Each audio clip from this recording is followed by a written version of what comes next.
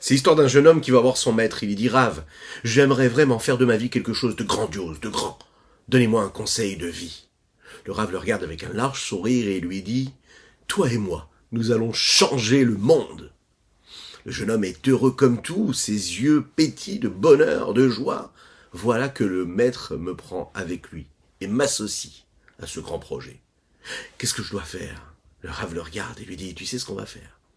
On va changer ton petit monde. Pas le grand monde, ton monde à toi. On est persuadé que les grands changements se font à travers les autres, à travers le monde qui nous entoure. Et c'est en se changeant soi-même qu'on réussit à changer réellement ce qui se passe autour de nous. Les grands changements se font dans les petits détails de notre existence, de chacune et chacun d'entre nous. Notre petit monde qui influence le plus grand des beaux mondes. Boker Tov les Koulam, bonjour à toutes et à tous, infiniment heureux de vous retrouver pour cette magnifique matinée que Dieu nous offre sur la terre et pour partager ensemble notre Tanya du jour aujourd'hui, en ce jour de Asara Tevet, 10 Tevet, ce qui va, Ezrat Hashem, être très rapidement transformé en jour de joie avec la reconstruction du Beth Amikdash, avec ce Beth Amikdash, le troisième qui viendra, le parfait, le totalement dédié à la Kedusha, à la sainteté, à la pureté et à la paix, pour tout l'âme Israël. Et bien sûr, comme on a l'habitude de dire, pour l'humanité tout entière. Et j'espère que vous allez bien. Nous allons dédier cette étude-là, du Nishmat Avihu Mori à la Shalom, et bien sûr à la Refoua Shelema de Avraham Nissim Ben Sultana. Kadosh Baruch Hu lui envoie une véritable guérison totale et complète. Alors, nous avons besoin de changer ce monde-là, chacune et chacun d'entre nous, et cela se joue sur un territoire que nous maîtrisons en réalité, qui est à notre portée, c'est notre corps. Nous l'avons dit hier, nous avons deux combattants sur ce territoire-là. Chacun veut maîtriser ce territoire, la Nefesh Elokit, la Nefesh Obamit, l'âme divine et l'âme animale. Et chacun veut prendre possession de ce lieu-là. Donc il va falloir se battre, gagner le combat. Et ce qui se passe, c'est qu'en fait, en général, le grand combat qui se fait sur le grand corps, que nous avons chacune et chacun en bonne santé, qu'on souhaite, ne se fait pas globalement sur tout le corps, mais également sur chaque petit membre en particulier. À chaque instant, prenons un exemple. L'âme divine utilise ses yeux pour voir ce qu'elle a à voir. Elle va observer et utiliser ce qu'Hachem a donné comme pouvoir, la vue, à chacune et chacun d'entre nous. Voir les belles choses, voir la Kedusha, la sainteté, et fermer les yeux sur le reste. La Nefesh Bahamit, elle, ce qu'elle veut, c'est diriger les yeux vers les tentations, les pulsions qu'elle pourrait avoir. On peut utiliser par exemple un autre membre du corps, la bouche. Avec la bouche, on peut dire des mots de Torah, ce qu'on essaye de partager ensemble.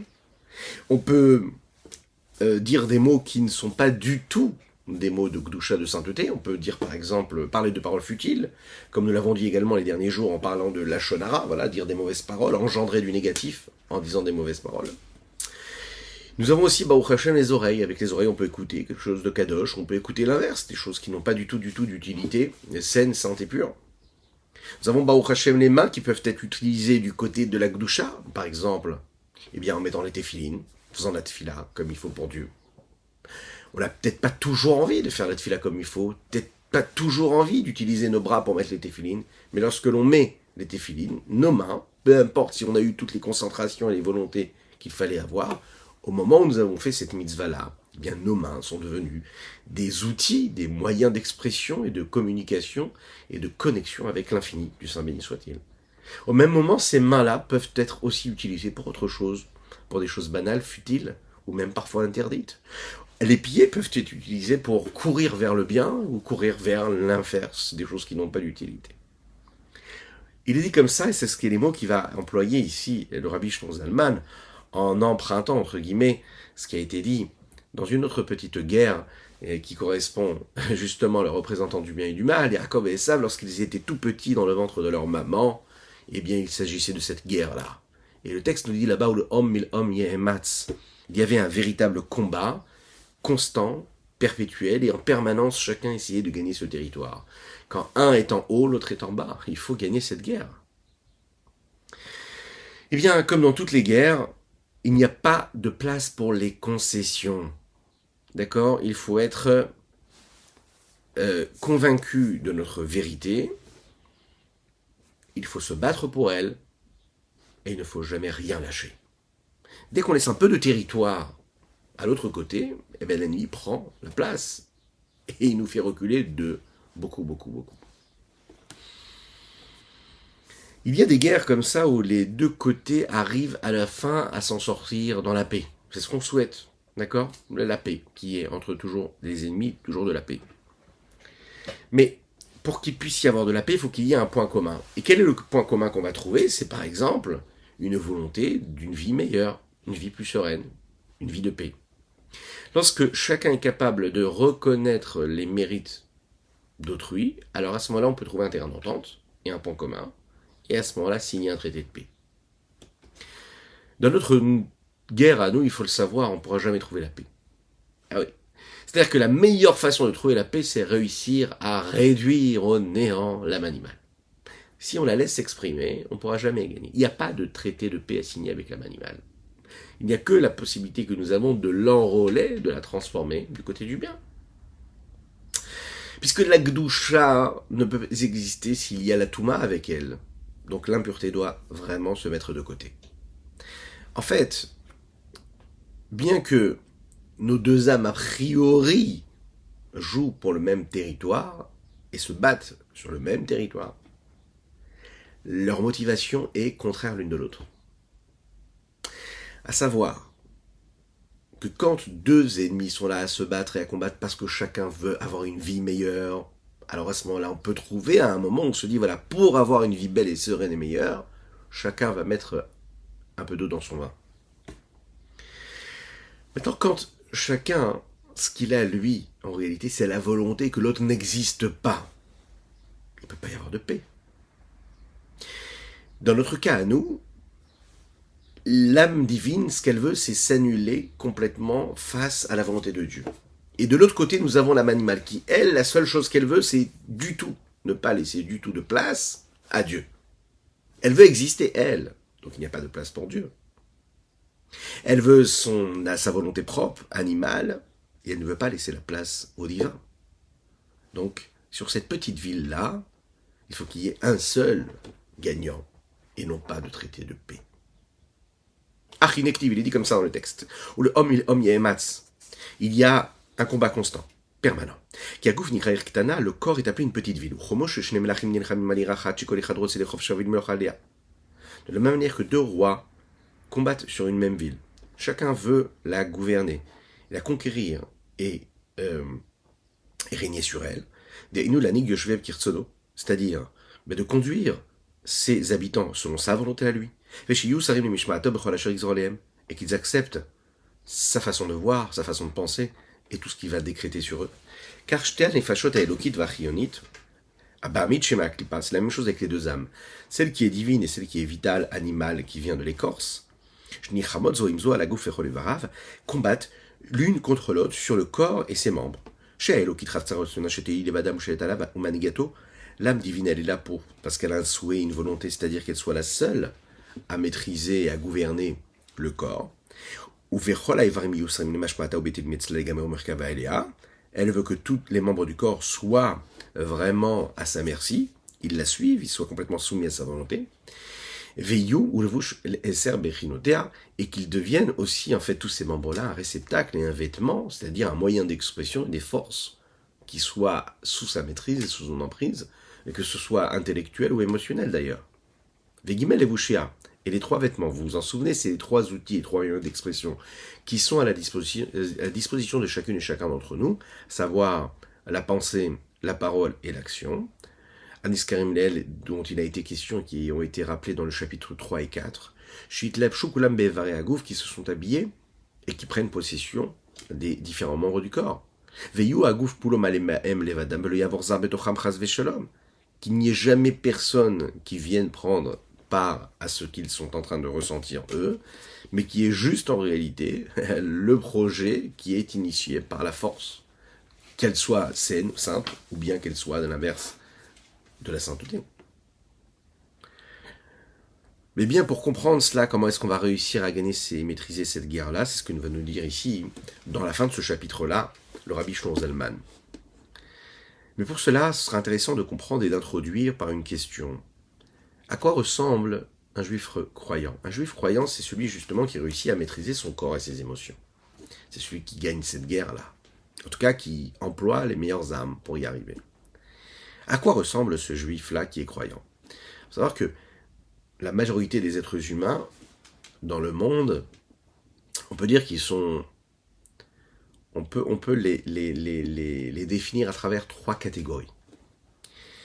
Il y a ceux qui sont plutôt intellectuels, c'est-à-dire qu'à chaque fois qu'il leur arrive quelque chose, une information, qu'ils voient ce qui se passe autour d'eux, eh bien, le premier réflexe qu'ils ont, c'est un réflexe intellectuel. Ils analysent intellectuellement ce qui est en train de se passer. Il y a les émotifs, ceux qui ont en réalité toujours une lecture des événements émotionnels. Et il y a ceux qui sont plutôt, on va dire, pragmatiques. Il arrive quelque chose, ils sont face à une situation, ils ne cherchent pas à donner leur appréciation personnelle, intellectuelle, psychologique, morale ou même émotionnelle, mais surtout pragmatique. C'est-à-dire qu'est-ce qu'il faut faire dans cette situation-là? Alors on est tous un petit peu les 3, mais c'est vrai qu'il y a une prédominance d'une des vertus, des traits de caractère qui peut être présente un peu plus ou un peu moins chez une personne ou une autre. Avoir les pieds sur terre, c'est être pragmatique. C'est important aussi d'avoir de l'émotion, c'est important aussi d'avoir de la réflexion. Dans des situations, ce qu'il faut, c'est avoir les pieds sur terre. Il ne faut pas réfléchir, pas avoir d'émotion, encore moins. Il faut agir. À quoi ressemble le juif croyant, donc? Alors, on va essayer de développer ça, et pour ceci, rappeler que ces 3 qualités essentielles et centrales nous permettent en réalité de prendre justement la possession de notre corps, de notre vie à nous, à chacune et chacun d'entre nous. L'intellect, c'est le cerveau, le regesh, le sentiment, l'émotion, c'est le cœur, et les actions, c'est le corps. Et il y a 3 étapes. De manière globale, un homme doit d'abord être capable d'influencer son intellect. Se soucier d'avoir une tête juive, de penser comme il faut, de réfléchir comme il faut. Une fois que l'intellect juif est capable d'être façonné comme il faut, il va donc créer et susciter des émotions qui vont être bien dirigées. Une fois que l'intellect a créé des émotions, ces émotions-là vont motiver et pousser l'homme à agir. Nous avons donc eu ici les 3 dimensions, l'intellect, le cœur et l'acte et les actions. Il faut partir d'un postulat de départ qui est que la sagesse intellectuelle, c'est elle qui relie l'homme à la suite. Mais c'est aussi ce qui relie l'homme à ce qui le dépasse, ce qui est au-dessus de lui, à savoir l'infini du Saint béni soit-il. On ne fait pas toujours attention à tout, mais il faut savoir que tout est construit, tout est basé, et les actes de tous les jours sont basés sur quelque chose, sur un principe de base, sur des fondements, sur des fondations. La foi en Dieu, par exemple, c'est un postulat de départ, c'est une fondation sur laquelle l'homme se base, se pose, sur laquelle il peut tenir, il peut construire et bâtir, et évoluer et grandir, et vivre sa vie.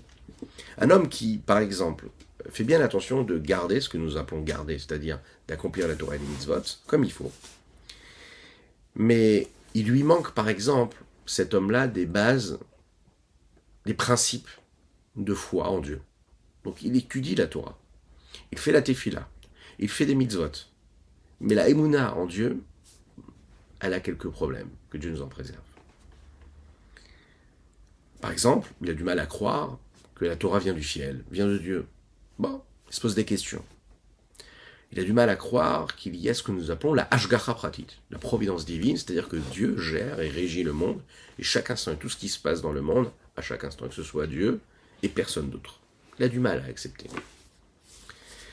Il a du mal, par exemple, aussi à croire que le Ham Israël, le peuple juif, c'est un peuple qui a été choisi par Dieu.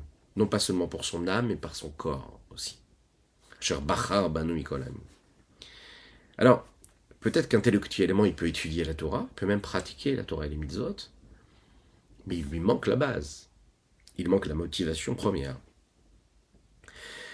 C'est-à-dire qu'il n'a pas réussi à se changer réellement, il peut même être né dans une famille pratiquante et passer à côté du message. Donc il va falloir faire un travail de profondeur, parce que là, dans sa profondeur, on peut dire qu'il est éloigné de Dieu, même s'il pratique. Donc ce qu'il va falloir faire, c'est sanctifier la sagesse intellectuelle qui me permet de créer en moi des postulats de base, de départ, des bases, des fondations. La deuxième étape, c'est ce que nous appelons la bina. Bina, c'est-à-dire qu'une fois que j'accepte et que j'ai la foi en Dieu, je vais développer cela. Je vais pétrir l'idée. Je vais faire rentrer ça dans de la logique et comprendre comment la foi en Dieu, c'est quelque chose qui est prouvable, quelque chose qui est réaliste, quelque chose qui existe. Comment, à travers la logique, je suis capable de voir et de comprendre la grandeur infinie du Saint béni soit-il. Je le prouve par mon introspection personnelle, par ma réflexion, par mon discernement. Je peux regarder ça avec une sagesse globale, mais aussi une sagesse profonde, précise, méticuleuse. J'analyse les situations, je me promène dans la rue, je vois la nature, Marabo Maasecha Hachem, comment est-ce que toutes les actions d'Hachem, toutes les créatures de Dieu, elles sont tellement infiniment belles, que je me dis qu'il y a quelqu'un derrière tout cela, que c'est Dieu, et là, ma foi en Dieu, elle prend beaucoup plus d'ampleur, de force et de présence. Et puis la troisième étape, c'est ce que nous appelons le Da'at, après avoir eu Chochma et Bina, Da'at, c'est-à-dire cette connexion-là que je vais avoir, comment des théories qui a priori n'ont pas de rapport direct avec ce que je suis moi, ce que je ressens, ce que je vais faire, auront cette capacité-là justement de... Je vais tellement les intérioriser, tellement je vais trouver un intérêt personnel en cela, que cela va me transformer, me changer de l'intérieur. Je vais m'attacher à ces principes-là. Pour cela, je vais faire descendre la partie intellectuelle vers celle du cœur, comme nous l'avons dit tout à l'heure, les trois étapes, le cœur, l'intellect, le cœur, et ensuite les actions. Quand on arrive dans ce domaine-là des émotions, la Torah nous demande deux choses. Elle nous demande de Ve'havta et Hashem Elokecha, d'aimer Dieu, ce que nous disons tous les jours dans le schéma Israël, et Ve'yaret Ame Elokecha, tu dois craindre Dieu. La Yirat Shamayim. On aurait pu penser que quand il s'agit de Gdusha, de sainteté, l'essentiel c'est l'intellect, et qu'il y a juste besoin d'un peu de cœur, un peu d'émotion. On peut rencontrer malheureusement, même des juifs qui sont pratiquants, et qui vont trouver que quand on met trop de cœur, qu'on met trop de joie, qu'on est trop dans l'émotion, eh bien ils vont dénigrer cela en disant, bon voilà, ça c'est un homme qui n'a pas beaucoup de niveau intellectuel, il a besoin de vivre son attachement à Dieu à travers de la joie, à travers des chants, à travers une émotion. Non, ça a l'air quand même enfantin. Hein, le rapport doit être un rapport intellectuel. Malheureusement, il y a des gens qui pensent comme ça. Vient la Torah, vient la Chassidut, vient la Kabbalah et ne dit pas du tout. Un juif qui est pratiquant, c'est un juif qui s'attache à Dieu. Et on ne peut pas s'attacher à Dieu juste par l'intellect, et la partie intellectuelle et philosophique. L'attachement à Dieu, c'est quelque chose qui dépasse nos principes de valeurs, et nos valeurs d'ailleurs. Les valeurs de Dieu, les valeurs de la Torah, c'est de s'attacher à Dieu à travers nos émotions également, à travers l'intellect qui nous amène à ressentir et qui nous amène à agir. C'est la raison pour laquelle celui qui s'arrête à l'intellect, très souvent, il aura du mal à agir aussi. Il y a des hommes qui étudient, ou même des femmes, qui étudient la Torah, mais avec une grande profondeur, avec une grande capacité intellectuelle, mais ils ont du mal à prier, par exemple. Ils ont du mal à faire les mitzvot. Et si on leur demande, non, moi je ne suis pas tellement un homme d'action, moi mon rapport à la Torah, à Dieu, c'est un rapport d'étude. Eh bien, il faut savoir qu'il y a un gros travail à fournir chez ces personnes-là. Parce qu'on ne peut pas pratiquer la Torah et avoir un rapport à Dieu qui est juste intellectuel ou juste émotionnel. Le rapport à Dieu doit être un rapport qui est complet, total. Et pour qu'il soit total, qu'il soit sincère, intègre et surtout désintéressé, parce que c'est ça qu'on doit bien comprendre ici. Pourquoi est-ce qu'on nous demande de ressentir et d'agir, mais aussi de comprendre, et pas seulement de comprendre, et pas seulement de ressentir, pas seulement d'agir? C'est parce qu'en fait, il faut chercher le désintérêt de tout ce que nous faisons. On ne doit pas le faire parce qu'on est intéressé ou parce qu'on y trouve notre compte. On le fait pour s'attacher à Dieu. Donc si intellectuellement tu trouves que tu as un attachement à Dieu, mais émotionnellement tu n'arrives pas à ressentir quelque chose pour Dieu, c'est qu'il te manque quelque chose. C'est qu'en fait, intellectuellement, c'est ce que tu recherches toi. Et tu n'es pas dans l'abnégation, tu n'es pas dans le retrait de toi. Tu dois te mettre en retrait pour laisser place à Dieu. Laisser place à Dieu, c'est comprendre que même quand tu comprends, tu dois ressentir. Que même quand tu ressens, tu dois aussi agir. Que même quand tu agis, tu dois ressentir et tu dois aussi comprendre.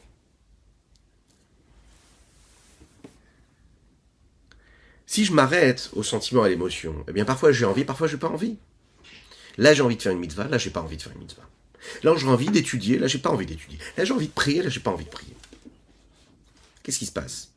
Eh bien, il s'arrive à s'avérer qu'en fait, en réalité, tu auras beaucoup de mal à prier. Tu auras beaucoup de mal à agir et tu auras beaucoup de mal à étudier. Parce qu'en fait, tu vas laisser ton émotion prendre le pas, et les émotions, elles sont attirées vers quoi? Vers ce qu'il y a de plus bestial et animal, d'inaction, de paresseux, de ce qui t'amène vers l'inverse de ce que tu dois construire. Donc, l'émotion ne peut pas suffire, et je ne peux pas faire quand j'ai envie.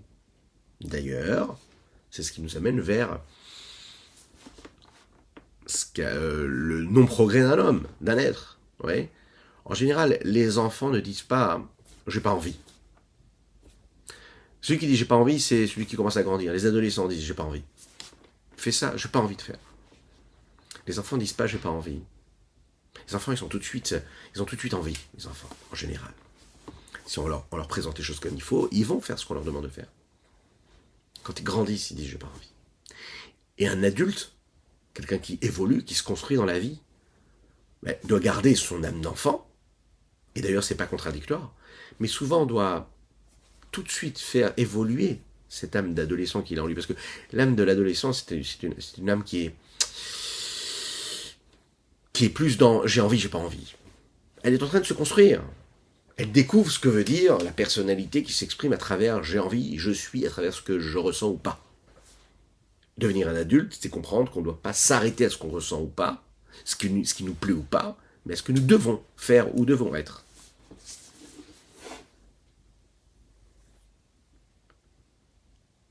Alors, comment développer intellectuellement la nécessité de se rapprocher d'Hachem? On peut le faire. On étudie un texte, on comprend. Maintenant, émotionnellement, développer un amour pour Dieu ou une crainte pour Dieu, c'est plus compliqué. Comment est-ce que je peux faire une mitzvah concrète, c'est-à-dire accomplir la volonté de Dieu? Eh bien, si je mets les téphilines, j'accomplis la volonté de Dieu de mettre les téphilines. Si je mets des tzitzit, je porte un tzitzit, alors à ce moment-là, je accomplis la volonté de Dieu qui me demande de mettre des tzitzit. Si je respecte le Shabbat, eh bien concrètement, j'ai respecté le Shabbat. Je mange kasher, concrètement, je me suis attaché à Dieu parce que j'ai fait quelque chose. Maintenant, comment ressentir quelque chose? Comment ressentir de l'amour? Comment ressentir de la crainte? En réalité, c'est plus compliqué. Craindre Dieu. La crainte de Dieu, c'est prendre conscience de la grandeur de Dieu. Je prends conscience de sa grandeur, de l'infinie distance qu'il y a entre l'infini et ce que moi je suis, à savoir à travers mes limites.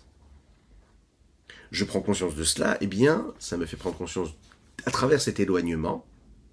Il est infiniment grand, je suis infiniment petit, eh bien, ça fait naître en moi une forme de crainte, d'honneur que j'aimerais lui donner. La deuxième étape, c'est l'amour. Et puis l'amour, c'est une fois que j'ai compris qu'il était grand, eh bien, ça me donne envie de me rapprocher de lui. Je prends conscience de la valeur d'une personne, je la crains, je la respecte et j'ai envie de m'y attacher. Maintenant, quand on arrive au sommet, une fois qu'on a réussi à craindre et aimer, eh bien on désire. C'est-à-dire que je vais faire en sorte que même mon âme animale et mon corps et de toutes mes tripes, je vais vouloir aimer Dieu et craindre Dieu. Et c'est ça, le véritable combat. Il n'y a pas de traité de paix à signer avec l'âme animale, mais à réussir à susciter en elle le désir et la pulsion de vouloir elle-même, l'âme animale, s'attacher à Dieu. C'est ce que nous appelons, quand nous disons dans le chemin Israël, qu'on doit aimer Dieu. Bechol levavecha. Il y a deux bêtes, ce qu'il va nous dire ici, Bishna Yetzercha. Tu dois aimer Dieu avec tes deux penchants. Pas uniquement le bon penchant, l'âme divine, non. Même avec ton âme vitale, ton âme animale. C'est-à-dire que ta nature, elle doit être que tu veux aimer Dieu. C'est-à-dire que tu n'es même pas intéressé par quelque chose qui est l'inverse de la volonté de Dieu. Et ça, c'est possible, c'est à la portée de chacune et chacun d'entre nous, et c'est ce que le Rabbi Shlomo Zalman nous donne ici. Dehainu, Tlat Mochim. À travers les trois parties de l'intellect, on pourra trouver tout ce processus-là. Il y a trois parties dans le cerveau, chez Baroche, qui est dans la tête. Il faut qu'il soit rempli de la sagesse, le discernement, la conscience, qui se trouve dans l'âme divine. Shi Chochmat Hashem Ulvinato, c'est comprendre Dieu et le discerner. Leitbenen Bigdolato pardon. Leitbenen Bigdolato, de réfléchir à sa grandeur. Asher Aden Cheker Veinsof. C'est une grandeur, une grandeur, une hauteur, une distance qui n'a pas de fin. Et de faire naître, après cette sagesse, cet approfondissement-là, à l'idée par le da'at, ou bien par exemple, Aïra, la crainte Bemochu qui est dans son cerveau, Pachadashem Belibo, un sentiment même de crainte et de peur de Dieu. Via Avatachem ensuite, l'amour de Dieu qui est Eshboira Belibo, comme un feu qui brûle dans son cœur, qui riche pêche à l'évêque comme les étincelles d'une flamme, liotnir sefa vegam kalta nafsho bachashika bachafetza, de souhaiter, de désirer avec une âme ardente qui souhaite véritablement s'attacher les dof kabo veinsov baoru, de s'attacher à l'infini du Saint béni soit-il, bechol lev va nefesh umeod, de tout son cœur, de toute son âme, mais omka deliba, de la profondeur du cœur, chez Bechala la Yémani, qui se trouve du côté droit. Vous vous en souvenez, hier nous avons parlé du cœur, de cet espace-là qu'il y a du côté gauche et côté droit, côté gauche qui est rempli de sang, qui correspond à l'endroit où réside l'âme animale, côté droit où réside l'âme divine qui lui est un espace qui est vide. Et notre but à nous, c'est de transformer cela et de faire en sorte que tout l'espace du cœur soit un espace de sainteté et de nefesh Eloki, de l'âme divine. Réussir à faire en sorte de faire déborder de l'amour qu'il y a dans notre cœur. Malévé gadouche, qui soit tellement rempli que ça déborde tout autour.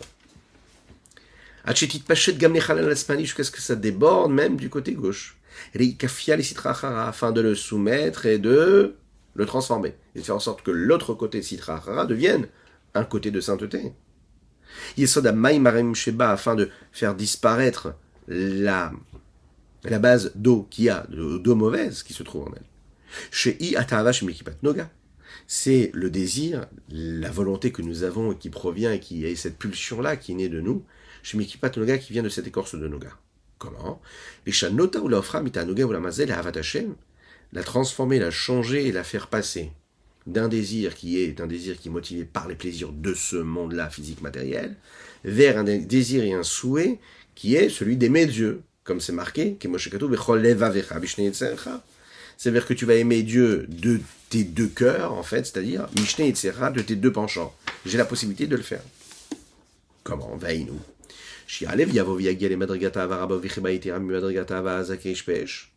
Il va réussir à faire monter cet amour débordant et ce chérissement qu'il a, grandissant, d'un amour puissant, ardent, qui est comme ces flammes de feu. En éprouvant ce que nous appelons l'amour beta anugim. Qu'est-ce que c'est ahava beta anugim? Il y a beaucoup à dire, mais le temps que nous avons n'est pas assez important. Il y a d'énormes textes qui sont écrits pour définir ce que c'est l'ahava beta anugim, qu'est-ce que ça veut dire aimer Dieu beta anugim, qu'est-ce que ça veut dire avec un plaisir et un désir. Et là, succinctement, on peut dire les mots ici du Rabbi Shlomo Zalman. Ça veut dire avoir un plaisir de Dieu qui est un aperçu de ce que nous aurons dans le monde futur. C'est un plaisir qui est cérébral, dans l'intellect. Il prend du plaisir à réfléchir à la grandeur de Dieu, à sa sagesse, à sa conscience, chacun en fonction de sa capacité intellectuelle. On parle ici d'un plaisir, non pas qui est ressenti dans le cœur, mais un plaisir qui est ressenti dans la tête, dans l'intellect. Ce plaisir-là, il est comme c'est le niveau de l'eau et cette graine-là que l'on sème, qui est cette lumière que l'on sème, qui est dans la sainteté de l'âme divine. Elle va transformer le niveau de l'eau qui, lui, se trouve dans l'âme animale, qui lui motivait en réalité, dont venaient les plaisirs et les désirs et les pulsions pour les choses du monde matériel. Comme il dit dans les Tzraïm, Sharnun Perigimel, Beshem Azor au nom du Zohar, Shahara, Nefartir Tov Gamour, comme Yetzer Tov Mamash, que le mal à ce moment-là peut devenir et transformer comme étant quelque chose de bon totalement, Kemo Yetzer Tov Mamash, comme le vraiment, véritablement un bon penchant. Ce qui était complètement négatif peut devenir complètement positif. Mais quand ça, en réussissant à faire quoi? Eh bien, en retirant ces vêtements-là, que nous appelons des vêtements sales, qui sont les vêtements, parce que c'est l'expression des désirs et des pulsions du monde qui nous entoure, qui crée des vêtements pour l'âme. Il faut retirer ces vêtements-là et porter ceux des plaisirs de sainteté. Vechen, mais également, faire en sorte que toutes les vertus que nous avons dans notre cœur, qui sont les dérivés de ce que nous ressentons également cérébralement, eh bien la crainte, l'amour, que tout soit pour Dieu en fait. Tous les sentiments que nous éprouvons, de crainte ou d'amour, soient dirigés vers Dieu. Mais également tout ce qu'on va utiliser à travers notre parole, notre pensée dans notre cerveau. Qu'il soit toujours rempli et imprégné de ce qui se passe à travers la Nefesh Elokit. C'est-à-dire que nos pensées, ce soient des pensées qui proviennent de la Nefesh Elokit, qui soient l'expression de l'âme divine. Que nos paroles soient des paroles qui soient l'expression de l'âme divine. Que nos actions, ce soient des actions qui soient l'expression de l'âme divine et non pas de l'âme animale. Et cela, dans la vie de tous les jours, c'est quelque chose, c'est un entraînement, quelque chose qu'on peut faire, qu'on peut réaliser. Mais il faut s'y habituer. Et se dire qu'à chaque fois qu'on a une pensée, on doit la diriger vers Dieu.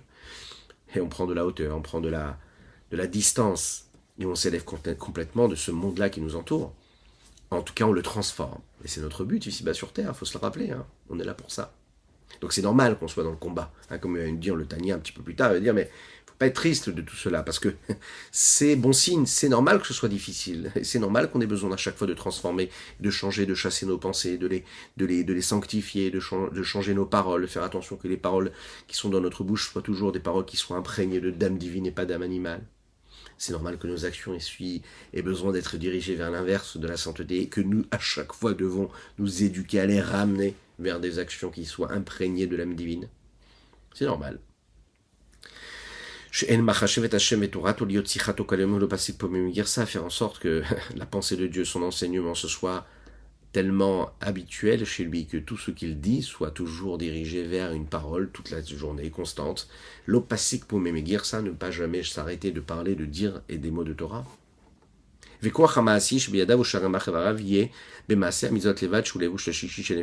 la même chose que ses mains, les capacités qu'il a dans son corps, ses capacités corporelles, et tous les membres qu'il a dans son corps soient toujours dirigés vers des actes qui sont des actes de mitzvah. Utiliser le vêtement, troisième vêtement de l'âme divine, qui est celle de l'action, toujours pour quelque chose de kadosh, pas pour autre chose. Il termine quand même en y disant ça. Les faits Shabbat mais Aklipa Retsona les faire mamash. Après nous avoir dit tout cela, le Rabbi Shimon nous dit, mais il faut savoir que de l'autre côté, il y a l'âme animale, et elle aussi, elle veut faire en sorte que tout soit dirigé vers elle. Faire l'inverse de l'âme divine. Mais, attention, cette volonté-là, elle est Tovata Adam, elle est pour le bien de l'homme, Shid Gaber Aleamina Tsechena. C'est bien sûr que c'est facile, c'est difficile. Bien sûr qu'on ne comprend pas. Bien sûr que... pourquoi est-ce que c'est si difficile? Mais le but de l'âme animale, c'est justement pour qu'on puisse la gagner, la maîtriser. En fait, vous savez que quand un homme fait ce qu'il faut, il y en a trois qui sont heureux. Il y a l'âme divine, il y a le corps de l'homme, mais il y a aussi l'âme animale. Pourquoi? Parce que l'âme animale a été créée par Dieu, pour inciter l'homme à faire l'inverse de ce qu'il doit faire. Mais au fond d'elle-même, elle veut faire la volonté de Dieu. Et quelle est la volonté de Dieu? C'est que l'homme agisse comme il faut. Mais il lui donne le libre arbitre. Donc quand l'âme animale, qui fait la volonté de Dieu, à savoir de nous empêcher de faire ce qu'il faut, parce que c'est sa fonction, c'est son job, mais au fond d'elle-même, elle veut quoi? La véritable volonté de Dieu, qui est que quoi? Que l'homme ne succombe pas à ses pulsions à elle.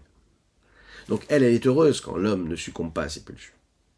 Le corps, il est heureux aussi, et l'âme divine est heureuse. Et quand l'homme ne fait pas ce qu'il doit faire, et il fait l'inverse de ce que Dieu attend de lui, eh bien, les trois sont tristes.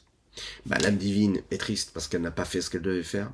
L'âme animale est triste parce que peut-être que l'homme a succombé à ses pulsions, mais concrètement, elle, au fond d'elle-même, on l'a dit, est-ce qu'elle veut, c'est faire plaisir à Dieu, et Dieu, ce qui lui fait plaisir, c'est qu'on fasse ce qu'il faut et qu'on ne succombe pas au plaisir et aux pulsions de l'âme animale. Donc elle est triste. Et puis le corps aussi, il est triste parce qu'il a été utilisé pour quelque chose de négatif.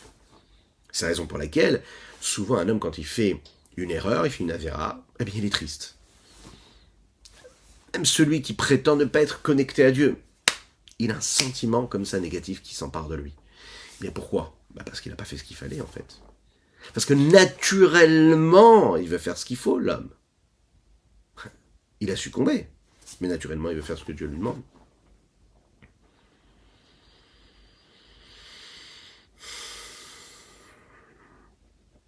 Kimshal Azona Shebazar HaKadosh, comme le machal, l'exemple qui est donné concernant la prostituée, qui figure dans le Zohar HaKadosh, dans le Saint Zohar.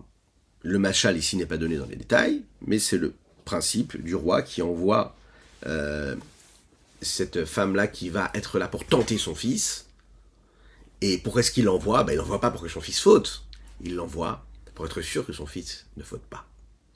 Mais c'est comme ça qu'il faut voir les choses en fait. Tout ce qui nous paraît négatif, toutes ces pulsions, ces désirs que l'âme animale a, au fond d'elle-même, elle est là pourquoi? Pour faire en sorte que nous ne succombions pas à tout cela et que nous ayons beaucoup plus de mérite. Sur ces mots-là, on va se souhaiter une fin de journée magnifique. Et que Dieu fasse qu'elle soit magnifique parce que c'est un jour de jeûne aujourd'hui, le 10 Tevet, qui soit transformé et qu'il soit un jour de délivrance. Rappelez-vous que le rabbi de Lubavitch avait l'habitude de le rappeler, qu'il est plus important même de donner la tzedaka aujourd'hui. Donner la tzedaka, ça rapporte en fait beaucoup plus que de jeûner. Et il faut jeûner, mais il faut donner beaucoup plus de tzedaka. Parce que les bienfaits qui sont apportés à l'autre sont bien plus forts que celui qu'on est capable de s'apporter à soi-même. Que Dieu vous bénisse, qu'il inonde votre existence de bonté, de grâce et de miséricorde. Je vous invite à partager, à liker et commenter. Je vous invite à nous soutenir dans la diffusion de la Torah. Voilà une belle cause. Que Dieu vous bénisse et à très bientôt.